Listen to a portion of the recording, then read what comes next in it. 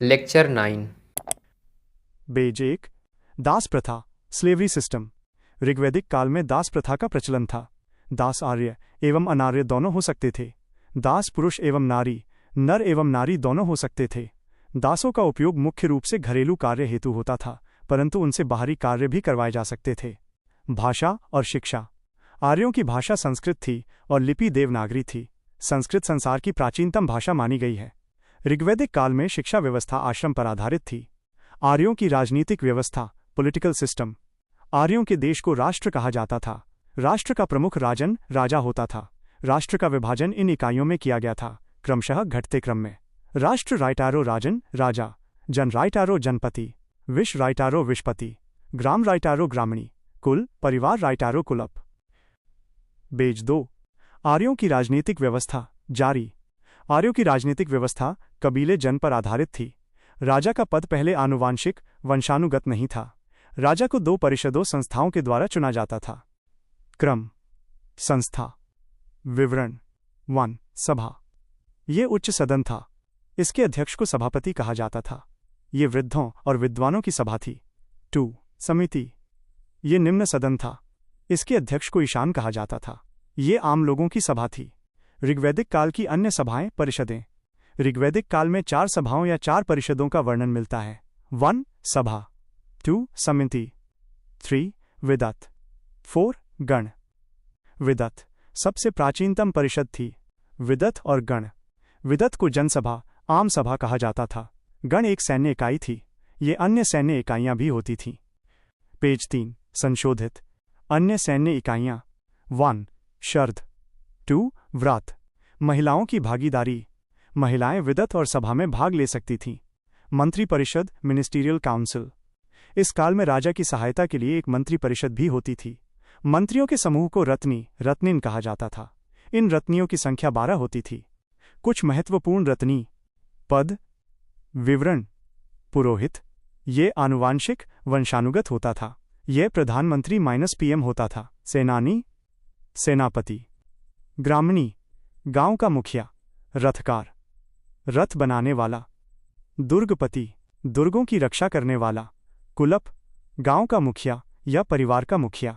उग्र जीव ग्रंथ, पुलिस अधिकारी। स्पश, राजदूत। प्रश्न विनाक, न्यायाधीश। मध्यमशी, मध्यस्थ। झगड़ों में न्याय प्रदान करने वाला। बाद ग्रामीण स्तर पर न्याय प्रदान करता था। पृष्ठ 4। अर्थव्यवस्था, इकोनॉमी। आर्यों की अर्थव्यवस्था कृषि और पशुपालन पर आधारित थी, परंतु ऋग्वैदिक काल में पशुपालन मुख्य व्यवसाय था। ऋग्वैदिक काल में आर्यों का प्रिय पशु गाय थी। गाय को अघन्या कहा जाता था, जिसका अर्थ है जिसे मारा न जा सके। गायों के लिए लड़े जाने वाले युद्धों को गविष्टि कहा जाता था। राजा को गायों के रक्षक के रूप में गोप्ता जनस्य कहा जाता था। गाय को इस काल में संपन्नता का आधार माना गया है। ऋग्वैदिक काल में कृषि द्वितीयक, सेकेंडरी व्यवसाय था। भूमि पर निजी अधिकार नहीं होता था, बल्कि सामूहिक अधिकार था। कृषि का वर्णन ऋग्वेद के 4थे मंडल में किया गया है। पृष्ठ 5। कृषि और व्यापार, एग्रीकल्चर एंड ट्रेड। कृषि, एग्रीकल्चर। कृषि योग्य भूमि को उर्वरा कहा जाता था। कृषि से संबंधित कुछ महत्वपूर्ण शब्द। लांगल -हल। उदर -अनाज मापने का पात्र। अवनत -कुआं, कुएं। सीता -हल से बनी नालियां, हल रेखा। व्यापार, ट्रेड। इस काल में व्यापार केवल आंतरिक रूप से सीमित था। इस काल में कुछ शिल्पकार, आर्टिजन्स मिलते हैं, जैसे बढ़ई, कारपेंटर। रथकार, चैरियट मेकर। बुनकर, वीवर। कुम्हार, पॉटर। चर्मकार, लेदर वर्कर। सोनार, गोल्डस्मिथ। इस काल में साहूकार, मनी लेंडर या सूदखोर, यूजरर को बेकनात कहा जाता था। पृष्ठ 6। व्यापार और अन्य विशेषताएं, ट्रेड एंड अदर फीचर्स। व्यापार करने वाले समूह को पणी कहा जाता था। इस काल में कर व्यवस्था, टैक्स सिस्टम नियमित नहीं थी। ये एक ग्रामीण सभ्यता थी। इस काल में लोहे का सीमित प्रयोग दिखाई देता है और इसे अयूस, आयास धातु के रूप में देखा गया है। ये संभवतः अयस शब्द की ओर इंगित करता है, जिसका अर्थ धातु होता है, और ये तांबे, कांसे या बाद में लोहे के लिए प्रयुक्त हुआ है। व्यापार में वस्तु विनिमय प्रणाली, बार्टर सिस्टम का ही प्रयोग होता था।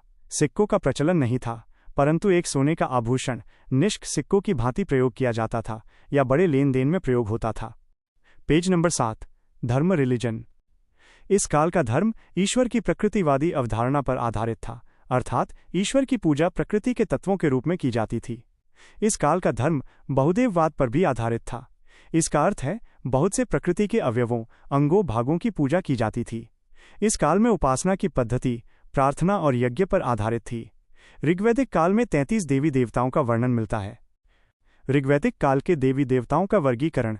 ऋग्वैदिक काल के देवताओं को उनकी निवास स्थान के आधार पर 3 भागों में विभाजित किया जाता है। 1. आकाश के देवता सूर्य, वरुण, मित्र, अश्विन, आदित्य, उषा। 2. अंतरिक्ष के देवता इंद्र, रुद्र, मारुत, वायु। 3. पृथ्वी के देवता अग्नि, सोम, पृथ्वी, सरस्वती,